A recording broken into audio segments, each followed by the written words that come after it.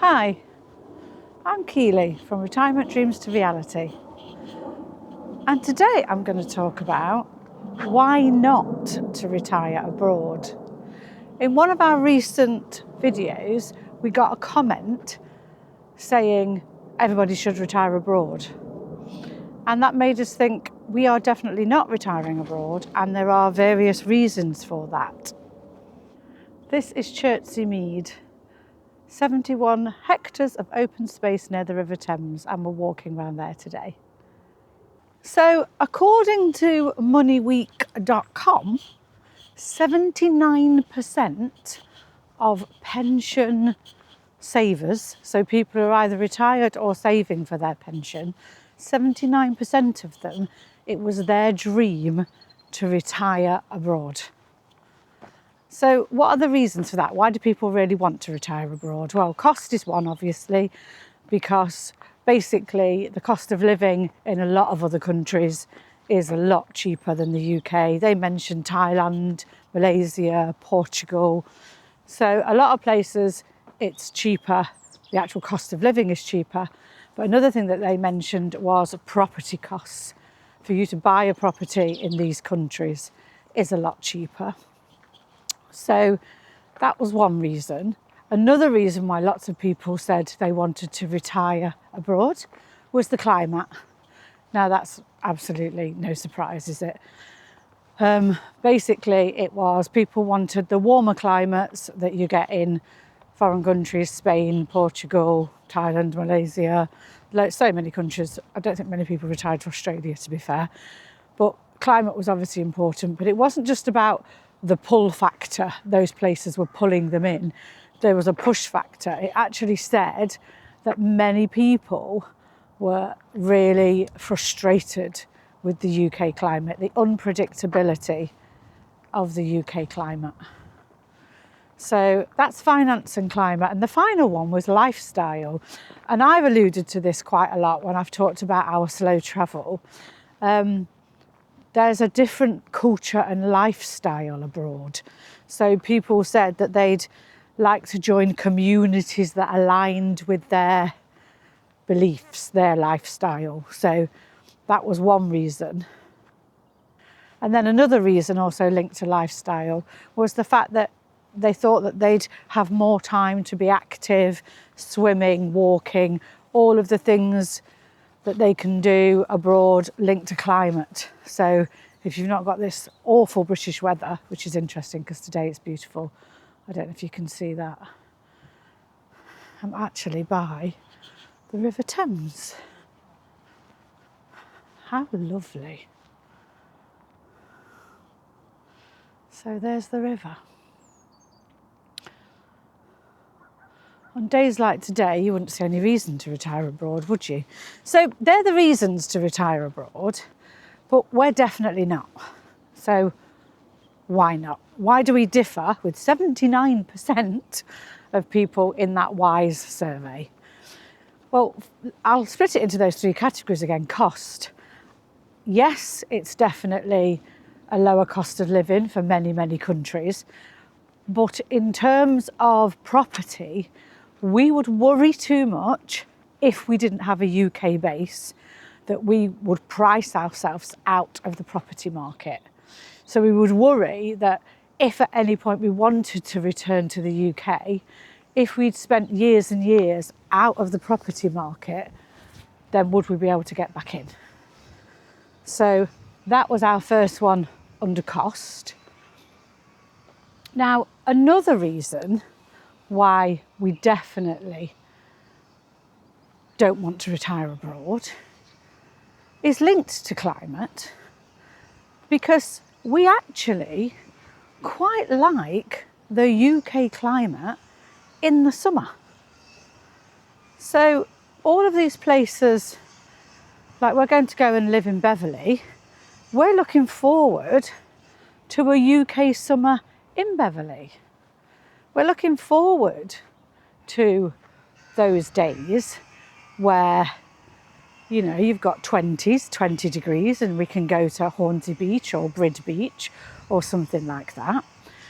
Whereas if we go abroad, it's clearly the months of June, July, August, the summer months in particular, not only are they going to be too hot for us, but they're probably going to be too expensive and way, way, way too busy. So if we retired abroad to some sort of seasidey place that we want to, when that's taken over in the summer months, that would just be too much for us. So we'd only find ourselves coming back to the UK anyway. And also, some of the places that you think about going to abroad, their climate in some ways, like Portugal might be one of the places that we would think to going to live abroad. A lot of UKs think about going to live in Spain. Well, of late, they've had some horrendous weathers. So, yes, you're going to get better weather most of the time, but there is going to be time when the weather's not good there either. So, our view of slow travel and spending 3 months here and 3 months there rather than actually retiring abroad means that we can follow the weather. We can go to places when we think the weather is going to suit us, and that, like, the weather would suit us in the UK in the actual summer. So the final thing for us is lifestyle, and all of the things that might pull people to live abroad in terms of lifestyle.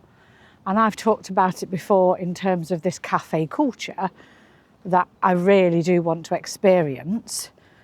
In terms of living somewhere full time, our lifestyle, and not having a UK base, our lifestyle would be impacted too much, as in family and friends. If we keep a UK base and we make sure that we come home every 2 to 3 months and we spend a period of time of at least 2 to 3 months in the UK, then we will be able to keep in touch with family and friends. So that's quite a big one, and that's quite important to us. Another thing in terms of living abroad permanently is language. Now, if we're just going somewhere for 2 to 3 months, we will try and immerse ourselves in that culture, but we will be coming back home. And living somewhere full time where we don't speak the language, we would find very difficult, I think. And Bruce, I don't think, would want to learn a language at his age. And I've tried to learn a language. I've tried Spanish, and it wasn't working for me. I don't know whether it's my brain injury or I don't know whether it's just because I'm older, but I just didn't get very far at all.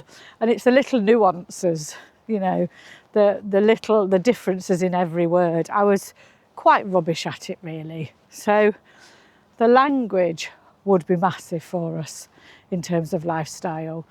The missing family and friends would be massive for us in terms of lifestyle. And simple things like the gym. Bruce will find gyms that suit him while we're away for that period of time. But in terms of living somewhere permanently, that isn't something that we want to do. But I've saved the biggest one for me for last. So the main reason that I 100% don't want to retire abroad is the NHS. I've mentioned before, I've had 9 operations, I've had 10 now. I have used the NHS more than most. And as I get older, if I follow in my dad's footsteps in terms of cholesterol, heart problems, which I'm constantly trying to counteract, but for me, with my health history, even though I'm, perfectly healthy now, but with my family's history and my past history, for me, having that security of the NHS is absolutely massive. And then you get on to things like state pension. Yes, the state pension is paid if you live abroad, but there are only certain countries where you get the price increase each year. Some countries, once you retire abroad permanently, you get your pension, but it freezes from when you retired abroad. Now, you know, when we're talking triple lock and it's going up how it is, I still want to get my pension properly, get my full pension. So that's important. And if you retire abroad, and you permanently live somewhere else, you've got the tax implications for that country too. So we will spend many months and huge percentages of each year abroad. That's our plan, our slow travel plan. But the chances of us retiring abroad permanently are very slim. Particularly because if we did want to, one of the places would have been America to join my son. And just the cost of healthcare alone in America is crippling. So that's why, in response to a question that everybody needs to retire abroad, that's why we won't be doing that. So that's Keely, from retirement dreams to reality. Thank you for taking this beautiful walk with me along the River Thames, around somewhere called Chertsey Mead near London. Thank you for watching.